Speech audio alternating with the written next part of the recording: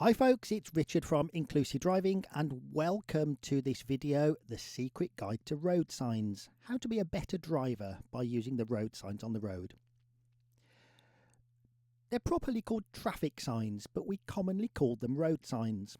I don't think that's a very good word. I prefer to call them pavement signs because the road signs aren't on the road. Well, you'd crash into them, wouldn't you, if they were? Road signs are always on the pavement. Or on motorways they might be overhead on the gantries. But generally we find them on pavement, so I call them pavement signs because I find it encourages learner drivers to scan the sides of the road better instead of just staring forwards. Anyway, in this video we'll have a very quick look at the history of road signs. History's a bit boring, so we won't spend too long on that. We'll look at the colours and shapes.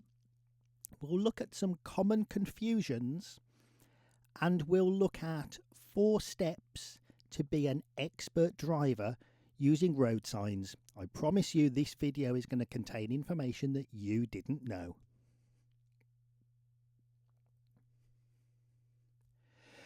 So these are some of the old historical road signs. They weren't standardised across the UK. Different areas in the country had different symbols, but there were some common things. So the warning signs always had a triangle on top of the post with a symbol underneath. I really like the symbol for school, the torch of knowledge. Anyway, you might recognise some symbols that still exist today, such as the speed limit sign, the national speed limit sign, traffic lights, Belisha beacons at zebra crossings, and the concept of having a warning triangle. Now we're nearly finished with the history, so hang on there. Around the 1950s to 1960s, there was a committee established by the Department for Transport. And this lady called Margaret Calvert, she standardised the symbols that we know today. So things like triangles, circles, with the pictures in the middle, very easily recognised. What she also did was she standardised the typeface used on road signs. They're copyrighted by the UK government, so I can't use the exact fonts in this video. But rather boringly, most road signs use a typeface called Transport, and the motorway network uses, believe it or not, a font called Motorway. Well, that's the history over and done with. Thank you. So you probably recognise that there are some certain shapes and colours of road signs. We've got circles, triangles, red circles, red triangles, blue circles, and on the right hand side what I call squarecles. We'll get to that in a moment. So red circles, you'll probably have been told they are giving orders or they're mandatory. I'm not very happy with that definition. The official definition of them is they are regulatory, but that means red and blue ones. So to help my learners understand what the red circles mean is I say they are telling you things that you must not do. And let's have a look at some examples. So you must not drive down this road if you are driving a car. Or you must not drive down this road if you are riding a motorbike. You must not drive down this road if you are driving a bus. Now you probably think therefore that the sign on the right means you must not drive down this road if you are in a car or a motorbike. Well, actually no, this is the first confusion.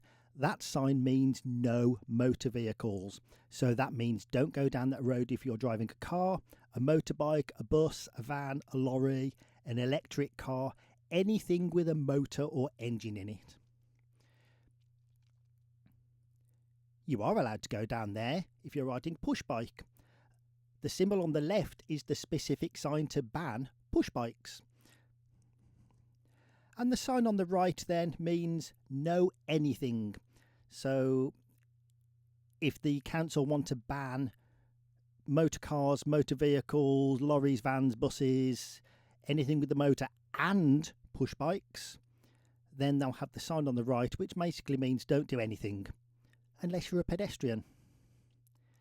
If they want to ban pedestrians, then we'll use this sign on the left. What else do we use red circles for? We use them for speed limits. So again, it's a you must not. You must not drive over 20 miles an hour. You must not drive over 60 miles an hour. I sometimes tell people that anything in red inside the circle means naughty or stop. So the sign on the left you might have seen in traffic calmed areas. The red arrow is representing you, and that means you are the one that has to stop if there's oncoming traffic. It's a red circle. You must not proceed if there's traffic coming towards you. The sign on the right, the red car is being naughty by overtaking the black car, so you must not overtake. Couple more examples. You must not go down that road, it's a no entry. Or the red cross, you must not drive in that lane. Here's another one. You must not drive down this road if you weigh more than 7.5 tonnes. And the sign on the right means the end of that restriction, so it's the same sign just with some lines through it. Be very careful though with this one. The councils aren't very good at maintaining road signs, and when they get faded, that end of restriction sign on the right from a distance can look a bit like the national speed limit sign. So just be very careful to check your speed limit there. Don't go there. So we also have red circles for places that you can't go. You must not turn left. And you must not do a U-turn. You've probably already seen the sign for you must not turn right. I don't know why they have a line through them when the other you must not signs don't. And I'm also not sure why it's called a U-turn when it actually looks more like a letter N. Here's a couple of unusual ones. You must not carry explosives in your car. I've never seen that in real life, but I understand it might be at military bases and quarries. I've also never seen the sign on the right, you must not drive a horse and cart down this road. Although if you're riding on the back of the horse without a cart, you are allowed down there.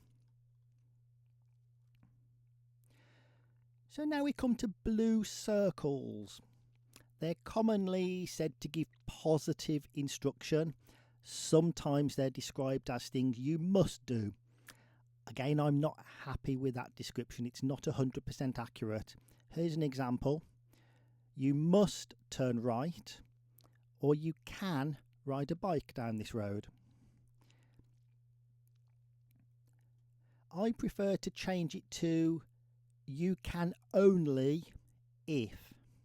Here's an example. So you can only turn right, or you can only go on this bit of road if you are riding a bicycle. So a couple of examples here. We've got on the left, you must turn left in a moment. That's going to be you must turn left at the end of the road. And on the right, you've got you must turn left now. On the left, you've got you must keep left. So we often find this on a bollard where a lane splits into two. You must go to this side. That's possibly at the start of a dual carriageway. And you do sometimes see you must go to the right-hand side of this bollard. This one on the left then is the official description of it is you can pass either side of this sign to end up at the same destination. It's rarely used for that. Normally, if you go to the left of it, you'll end up going in one direction, and if you go to the right of it, you'll end up going somewhere completely different. And you might recognise the side on the right. That is a mini roundabout, but let's think in terms of you can only. you can only go around it in a clockwise direction. Here's a you can only if. You can only go down this part of the road if you are driving a tram or a bus. Or similarly on the right, you can only go in this part of the road if you're on a bike, a bus, or in a taxi. You can only go on this part of the road if you are a cyclist or a pedestrian. Or on the right, you can only go on this part of the road if you are a pedestrian or a push bike and you are sticking to your own side of that path. We see blue circles talking about minimum speed limits. Again, think in terms of you can only. You can only go on this road if you are capable of driving at more than 30 miles an hour. And on the right, that's the end of that restriction. Now here are these squarecles. They're not circles, but they're still telling you you can only. So on the left is a one-way street. You can only go straight on that street. You can't go the other way. And on the right, you can only proceed ahead if the traffic coming towards you has correctly given way to you. Couple of confusing ones. These are blue signs and red circles. So you can only do something if, but also you must not do something. So on the left, you can only stop at the side of the road if it's an emergency or you've broken down. And it's a red circle to say you must not stop. And on the right hand side, we see this when we're entering a parking restriction. So you can park if you comply with the conditions on another sign on a lamppost. But it's also saying you must not park unless you follow the rules. So take a breather because that's a lot of information. And now we're going to start with red triangles. We see these everywhere. These are possibly the most common signs that you're going to see. They are warning you of things, and they come into several categories. They could be warning you about the shape of the road. They could be warning you about junctions, other road users. A common one is warning you of things that you can't see yet, things that you might crash into, or things that might cause you to crash. And there's other stuff as well. Let's go through some of those. Just keep watching to the end because we are going to do that 4-step method to help you be an expert at using road signs to the best advantage you can. Anyway, here we go. Red triangles, warning you about the road shape then. Yes, it is telling you about in the bend in the road, but it tells you a bit more than that. It is saying that your road bends to the right. That will come apparent in a moment. It is not a right turn. When we get this little bit sticking out the side of the bend in the sign, it's telling you there is a separate road on the left. So your road bends to the right. You don't necessarily need to signal to go around it. If you were going into that side road on the left, then you would be using a left signal. Warnings can tell you about junctions. So on the left we have there is going to be a side road on the right, and the sign on the right is a staggered junction. There's going to be a road on the left and there's going to be a road on the right. They can warn you about other road users. So here we've got there may be some pedestrians in the road, or a warning that there may be cyclists ahead of you. Things that you can't see yet. These might be things that are hidden around a bend or hidden over a hill. So it's warning you that there's a roundabout coming up, but you probably can't see it yet. Or there's some traffic lights coming up, again, that you can't yet see. Things that you might crash into. Farm animals in the road, or rocks that have fallen off cliffs and that sort of thing. Or things that might cause you to crash. Well, we've got slippery road and an uneven road. Now, how do we use warning signs? We've got three things here. We've got a rule that I call top to bottom, a rule that I call bottom to top, and a rule that I call thick and thin. Let's go through those. Top to bottom. If you've got more than one warning sign on the same pole, one on top of the other, then if the council have done their job properly, the top sign should be the thing that comes first, and the bottom sign comes after it. So in this example, you're going to go through some traffic lights and then you're going to find there is a side road on the right. In this example, there's going to be a bend to the right with a side road on it, and then you're going to come across a roundabout. The roundabout is probably not visible because it's around the bend. Now here's a rule that I call bottom to top, and this is on a single road sign. Normally these warning signs are designed so that you imagine you're driving from the bottom of the sign to the top of the sign. So the sign on the left, the staggered junction, if you're driving from the bottom of the sign, well, there's going to be a side road on the right, and then there's going to be a side road on the left. The other sign, the wiggly road, well, you're driving from the bottom of the road, bottom of the sign. So first of all, you're going to have a sharp bend to the left, and then you're going to have a sharp bend to the right. And this is the rule that I call thick and thin. This is a rule that not many people do realise. So if you know this, well done to you. The thick line tells you who has priority, and the thin line tells you who should give way. So the sign on the left, it's telling you that you're coming up to a T-junction, but if you are on the thick road, you should have priority through that junction, and the thin road on the right should be a side road. The one on the right looks a little bit more confusing, but let's go through it. If you are the road that's turning right, then that's the thick road, so you've got priority. The road on the left is a side road that should have a give way line, and the road ahead of you is also a side road, a minor road that should have a give way line. Now we can combine those two factors, the bottom to top and the thick and thin, in these two signs.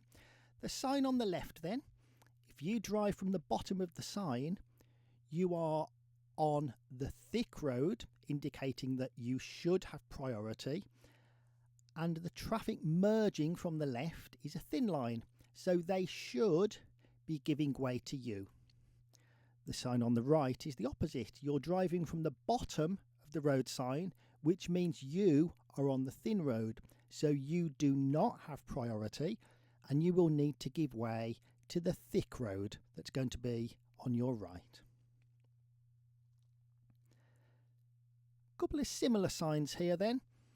Sign on the left means that the road narrows. The sign on the right means that technically it means end of dual carriageway. What we do find though is that most dual carriageways have 2 lanes in each direction. Remember, a dual carriageway only means there's a barrier in the middle of the road, so it's not always 2 lanes in each direction, but most often it is 2 lanes in each direction. And a single carriageway normally has just 1 lane in each direction.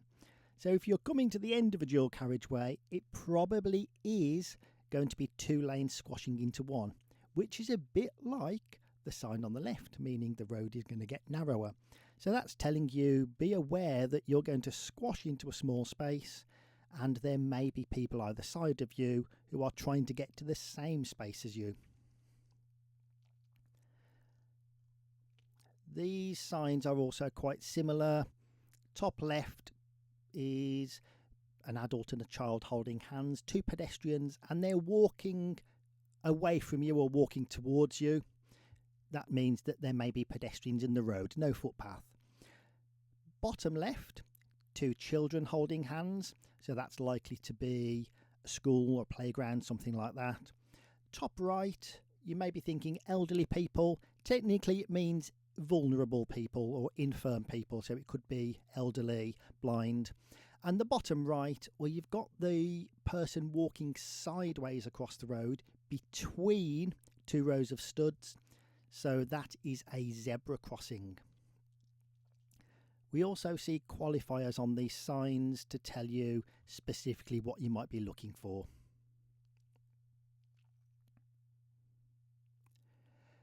Now, blue rectangle signs, apart from the one-way street sign that we've already looked at, they're giving you generally information, or they're used on motorways, and I'm going to talk about those in a separate video. Here are a few special cases. An upside down triangle is always telling you that you don't have priority at the next junction. So it could be the upside down triangle that says give way, the octagonal sign that says stop, the sign in the middle, the upside down triangle that doesn't have the word give way in it, that's an advanced warning. That's telling you there is a give way or a stop sign coming up, but you can't see it yet. So that junction is over a hill, or the junction is around a bend. The top right sign is national speed limit.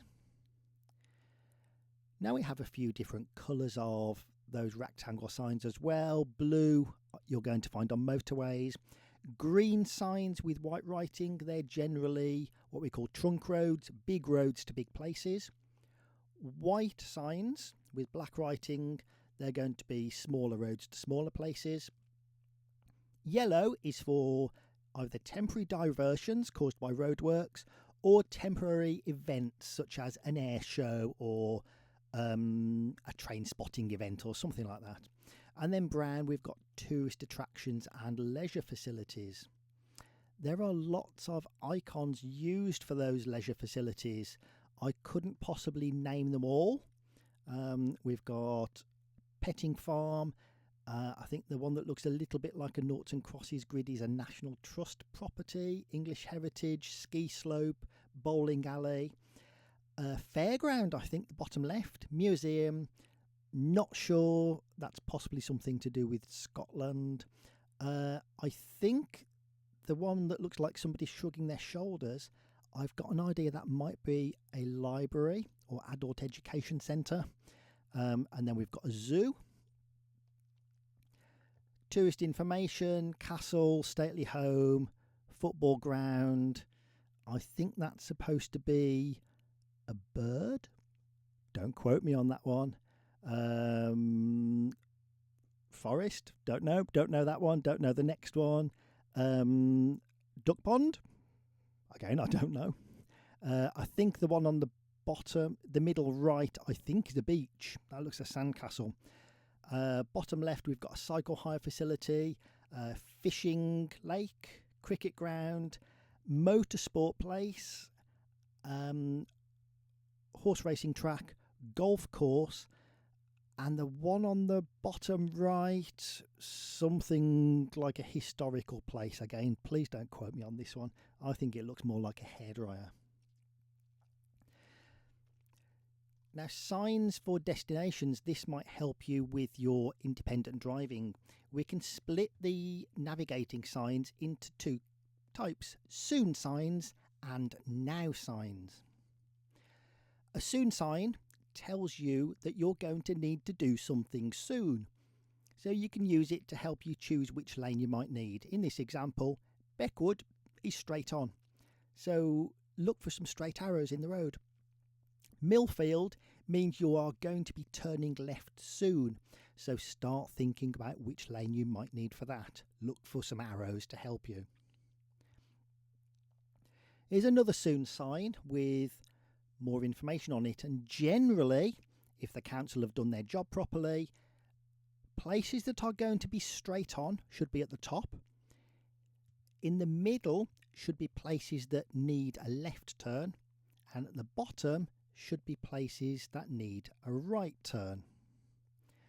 But rules can always be broken. If the council think a sign is clearer to have it the opposite way round, then they're in their right to do that. And here, Woodcote is a sharp left turn.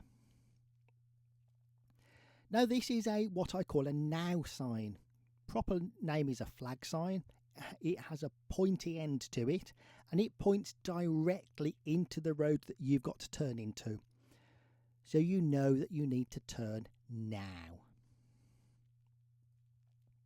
So I promised you some tips on how to come up to expert level, and this is really to do with mainly with warning signs. Ask yourself 4 questions. First of all, what does it mean? That's simply the description in the highway code. Then ask yourself, what does it really mean? We'll go through a couple of examples in a moment. Third question, why is it there? Why have the council decided to warn me about a certain thing? And so, what might I need to do? So here's an example. What does it mean? Well, if you look in the highway code, it simply means the road bends to the left and there is a sign road on the left. What does it really mean? Well, it means if we're going around the bend and staying on the major road, we wouldn't need a signal. If we were turning into that side road, we would need a left signal, and we can think about whether signals are going to be useful or misleading there. Third question, why is it there? Why am I being warned about that side road on the left on the bend?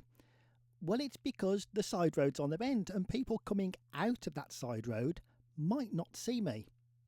So what might I need to do? The fourth question, what might I need to do? Well, I need to approach that situation with care, actively looking for cars emerging that might not have seen me. Here's another example. What does it mean? Well, the simple answer is it means there's a side road on the left. What does it really mean? Well, it means that cars might be coming out of a side road that I can't see yet. Why is it there? Well, if I can't see that junction, they can't see me. So they might emerge in front of me. So what might I need to do? Well, perhaps I should check my right mirror in case I need to move over to the right lane to avoid somebody, or I need to be prepared to slow down. Well, I hope that's been useful to you, and we will see you on another video very soon.